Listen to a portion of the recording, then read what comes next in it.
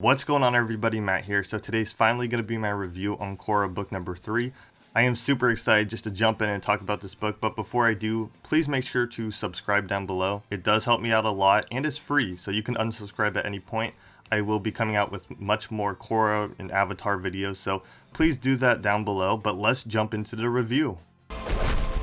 Earth. Fire. Air.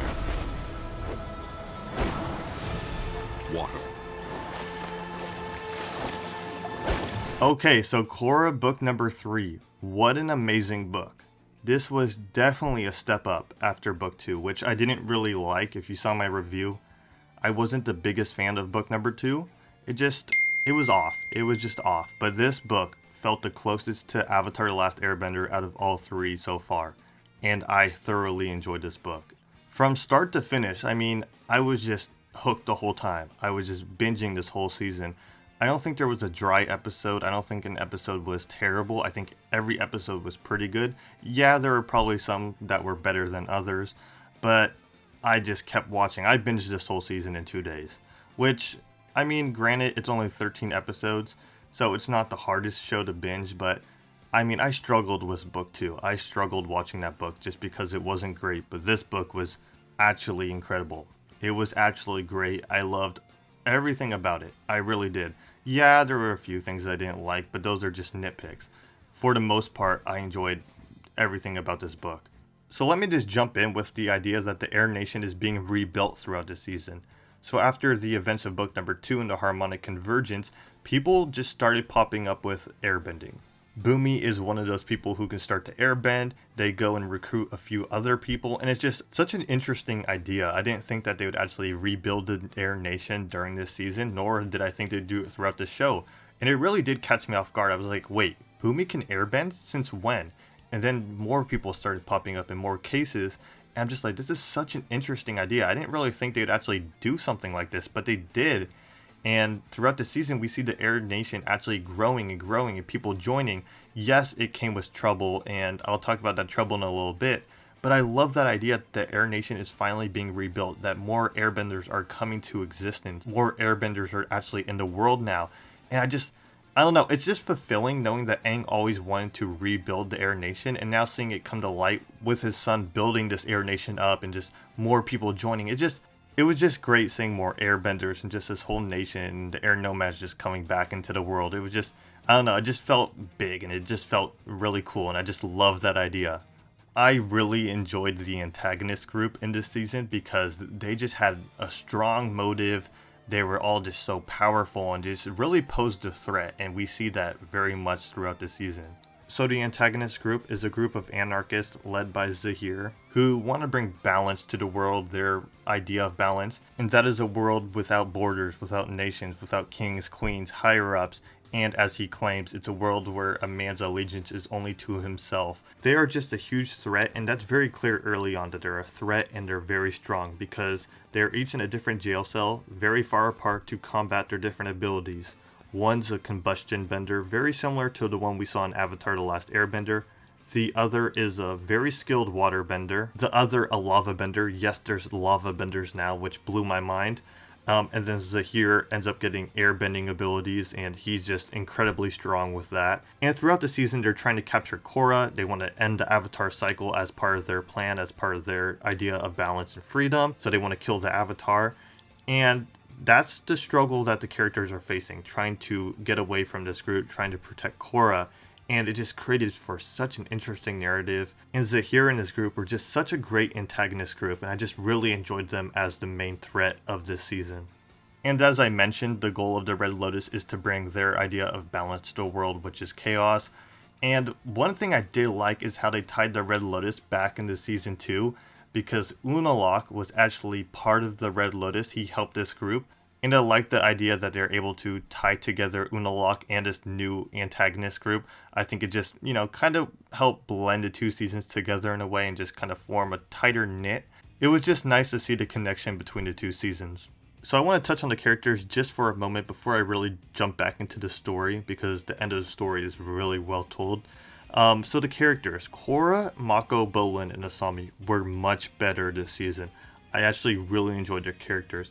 I felt like they had a lot more to do this season. I felt like everybody's role was just a step up. For one, Korra was just much more enjoyable this season as a character. Last season, she just wasn't enjoyable to me, and she was just kind of boring. She really was. This season, she was just fun and just had energy in her character. And she just really wanted to help rebuild this Air Nation. Mako and Bolin, I feel like they contributed a lot more in this season. They weren't sidelined. They actually had a pretty decent role. I wouldn't say it's huge. It was just much more substantial than it was in the last season. And Asami was actually really great this season. Once again, she was enjoyable this season, just like Korra. Last season, she didn't do much. Actually, she was hardly in it. This season, she was in it quite a bit. Her and Korra formed this really cool duo, which was just fun to watch on screen.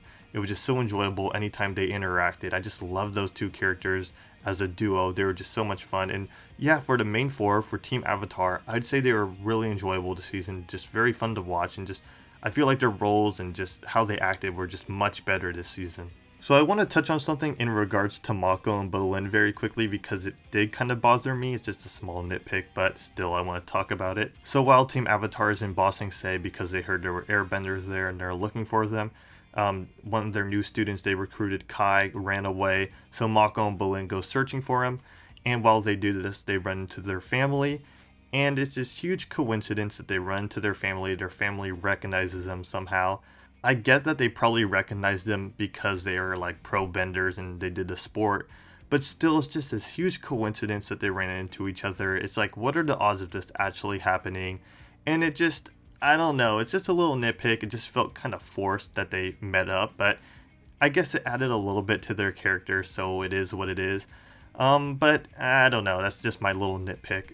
As for the other characters, Tenzin is as great as ever. I mean, he does not disappoint as a character. I like seeing him struggle trying to rebuild his Air Nation, how he's trying to go like this traditional route, but maybe that's not going to work. And he's trying to figure out, how am I going to teach these students? He tries different methods. Some work, some don't. But then at the end, you realize it's all starting to come together and the Air Nation is starting to be rebuilt. Boomy was another great character this season. I really enjoy his character. He's just so funny. And just seeing him airbend and just learn airbending it was just great to see. There was a new character introduced this season, Kai. He was one of the people who gained the ability to airbend after the harmonic convergence.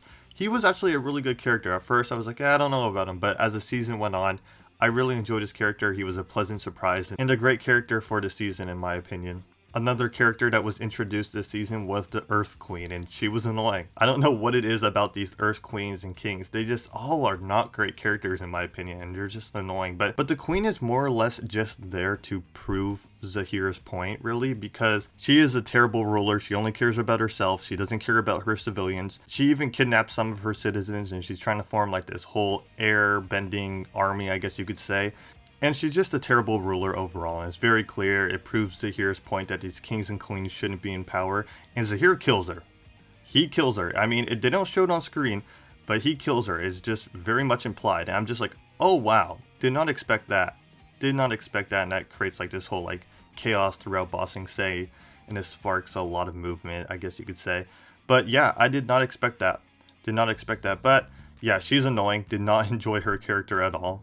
So after Team Avatar leaves Ba Sing Se, they actually travel to this metal bending city, I guess you could say, this very futuristic metal city, which was in part created and formed by Lin's sister. And we meet Lin's sister's family, and it's a really interesting few episodes to say the least, because we have Lin and her sister, I think Sue her name was, they're arguing. You could just tell they're not on great terms. They actually end up making up, and it's actually a really great like makeup scene, I guess you could say, because it was like awkward and weird, their tension, but once you learn what happened and everything and they start to, reconnect, it was pretty great to see.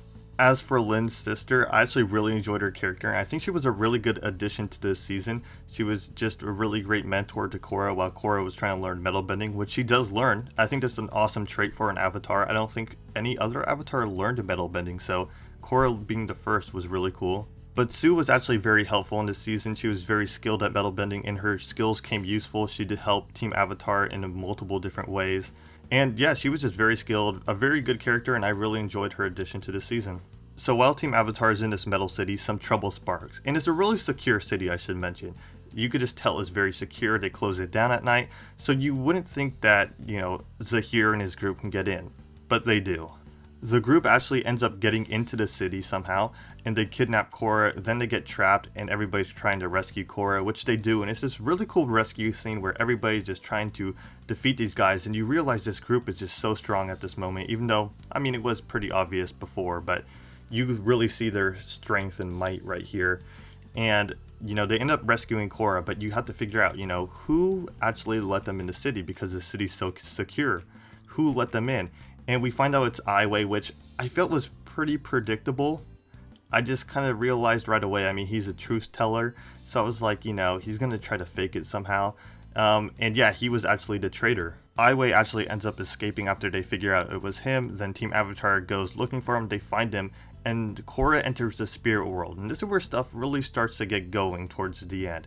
In the spirit world, Korra talks to Zaheer. They had this conversation. This is the first time you realize what his goals are, what his motives are. You find out that Unalaq at this moment was part of the Red Lotus, that the Red Lotus is an organization that kind of came from the White Lotus. While Korra and Zaheer are in the spirit world, you actually realize that he's tricking her and he's trying to keep her in here for as long as he can so the other team members or the other members of his group can go kidnap her. But then you realize they're only able to catch Bolin and Mako, and that the Earth Queen's troops, I guess you could say, actually kidnap Korra and Asami.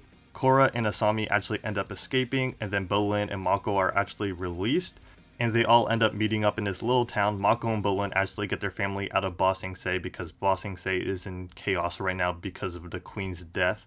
But in this little town, we end up meeting up with Korra's father and Fire Lord Zuko. And I forgot to mention earlier that Zuko does return in this season, and it's just amazing. I loved every moment he was on screen, and it got me emotional at times when he was on screen, because there was this moment where he's talking to Korra about Aang, and I don't know, I got really emotional during that moment. Korra actually ends up going back into the spirit realm to look for Zaheer, but she ends up running into Iroh, which was another pleasant surprise. Seeing Iroh back in any way is just amazing. But yeah, Fire Lord Zuko coming back in this season, to say the least, it was awesome. It was great. I hope he returns in season 4, because they really stuck true to his character, and it just felt like Zuko from Avatar, but just older, and I love everything about this character, so just seeing him back was just awesome. From this point on, it really just filters into the end of the book, because Zaheer and the Red Lotus group, they go to the Air Temple, they fight against Tenzin and the Airbenders, they end up kidnapping all of them, and this sets Korra up with this decision. She can either fight back and risk, the lives of these airbenders, or she can turn herself in and Zaheer will let the airbenders go. But at the same time, is he tricking you? She does not know. They all end up coming with a plan that somewhat fails in a way. Mako and Bolin at this point are rescuing Tenzin. We learned that Bolin, I don't know if I already mentioned this, could lava bend, which is awesome. It just was a fulfilling moment. It was so rewarding, I guess you could say, after he failed metal bending so much. But Korra actually ends up somewhat getting kidnapped. It creates this fight between her and Zaheer and Korra's father. They're all fighting. And then Lin and Su actually fight against the combustion bender. She actually blows herself up because Su, I think it is, throws like this metal, I think it's like a metal chest plate around her head. She ends up like just blowing up. Zaheer at this point, you could just like see the pain on his face. Knowing that he's cornered, he actually grabs Korra and jumps off the edge. And I don't know at this point that he knew he could fly or just hoped he could, because he jumps and I'm just like, oh wow, what's gonna happen? But actually, we look down and he's able to fly. He released himself from his earthly bonds or earthly tethers, whatever you want to say. And he's the second person that's able to fly who can airbend. And I love that idea of airbenders being able to fly. And I want to mention that Zaheer, it makes sense that he's so skilled in airbending, because yes, he got it after harmonic convergence. It's not something he always had, but you could tell he studied airbending, that he studied the element of airbending, because he just knows so much, and there's no way that he wouldn't be so skilled without studying. And I think they made it pretty clear that he knew a lot about airbending before he even got the power to airbend. So I like that idea that it's just not something that just like came natural to him, that this is something that he actually has been studying for a while, and that's why he was so skilled right away. After we find out he's able to fly, he takes Korra to this cave where he's keeping all the airbenders. They chain up Korra and inject her with this poison, which triggers the Avatar state, and their goal is to kill her in this Avatar state. So she is the final Avatar, the last Avatar. But once they inject the poison, everybody comes to rescue Korra. It creates this huge final fight. It's Mako and Bolin versus the Lava Bender and the Water Bender. They end up, I think, killing them. I think they die. I really do. Korra and Zaheer actually have this epic fight outside, which is really reminiscent of Aang versus Ozai. You have Korra in the Avatar state and she's just going crazy. Zaheer is flying around very similarly to Ozai flying around with his flames.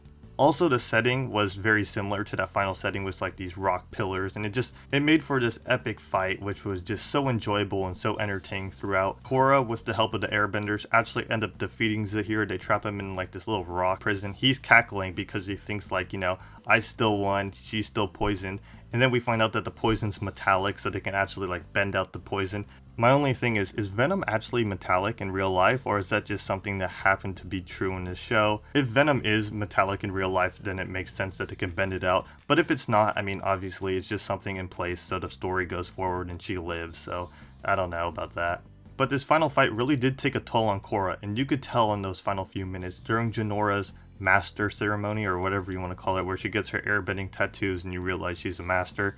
Korra's in this wheelchair and you could just tell she's so defeated, so broken, and you could just tell this final fight just did a number on her. And I felt so bad. I actually got chills and I just got kind of emotional because the final moment is supposed to be this happy moment because Janora, she's a master. She looks a lot like Aang. I'll say that with the tattoo. She does look a lot like Aang. But it's supposed to be this very happy moment and the character should be celebrating, yet Korra just looks defeated, I don't know, she just does not look great. And that final moment on screen is just a tear running down her face, and that just got me. I had chills. I was so emotional, and it was just a really sad way to end the season, but at the same time a great way to end the season because we know season 4 is going to open with her struggling, trying to come back to full strength, and just see all her motivation and just see her try to be her old self again. And I think it's just going to make for a great opening to season 4.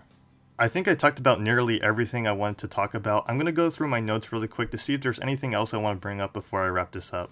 Okay, so here's a few miscellaneous things I kind of want to talk about. Zuko has a dragon, which is awesome. That means at least one dragon's back in the world and maybe more will come in the future. There's some familiar voice actors throughout the season. Bolin and Mako's cousins sound very familiar, the one who was working at the fruit stand. I can't put my thumb on who it is, but he definitely is from Avatar: The Last Airbender. If you guys know about who the voice actor is and what character they played, please let me know in the comments down below because it is bugging me and I gotta find out. Azula's voice actor also returns. She plays the waterbender from Zaheer's group. It's just very cool hearing her again, and it's just like an awesome moment. I went over this already, but they connect season 2. They bring back the twins for a short period of time, like a few minutes, and they connect Una Locke to the Red Lotus group, so that was interesting. The animation this season was spectacular. I don't know if it was a different studio, but it looked great. The cinematography was great. I just really liked the way this season looked. The Earth Queen sucks. I mentioned that already, but I gotta say it again because I do not like that character and she is very annoying. I also have in my notes that Bolin's jokes were a 10 out of 10. I thought he was hilarious this season. He was just so funny and the jokes really landed with me. He was just super funny and I love how they used him this season compared to the last season. And yeah, I think that pretty much wraps up everything I have to say about this season. I really enjoyed this season. I thought it was the best so far. It was just so great. Zaheer is an amazing villain. The characters like Korra, Mako, Bolin, and Asami were actually enjoyable this season for me. And the ending was great. Fantastic ending, great final fight. And just seeing Korra that way just hurt. It was emotional. It broke my heart. And it was just, I think it's going to create for a great season 4. I'm really excited to watch this next season. Very excited. But as for this season, if I had to give it a rating, I would give it a rating between an 8.6 and 8.7. It was so good, so entertaining, such a great season, my favorite book so far in The Legend of Korra. It was just so great overall. For me, it was the closest thing to Avatar: The Last Airbender we've gotten so far in The Legend of Korra. And Zaheer as a villain is one of the best we've seen in the whole series. I think he is the best in Korra, and he's up there with some of the best in Avatar: The Last Airbender. But yeah, this season was great. I loved nearly everything about it. And I'm really just excited to jump into season 4. Let me know what you guys thought about season 3 in the comments down below. Also make sure to hit the like button and subscribe for more Avatar and Korra videos. The season 4 review will be coming soon, so stay tuned for that. Subscribe because 2021 is going to be a great year for the channel, and I'll catch you guys in the next one. Peace.